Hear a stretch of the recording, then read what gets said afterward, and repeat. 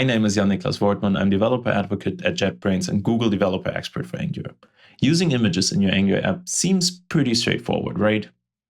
In general, that is very true, but there are some things that can be kind of tricky. Here are just a few of them. Okay, maybe not quite that easy, but that is okay, because the Angular team and the Aurora team at Google collaborated and created the ng-optimized image directive, taking care of most of those things pretty seamlessly. Instead of using the source attribute, we can just use the ng-source directive and set the fill attribute, and we're pretty much done. Wait. Let's at least check the results. Looking at the app now, we immediately see a huge improvement.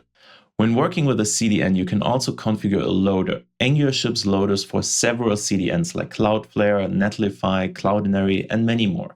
But you can also write a custom loader if needed. All right, that's all I got. Thanks and bye.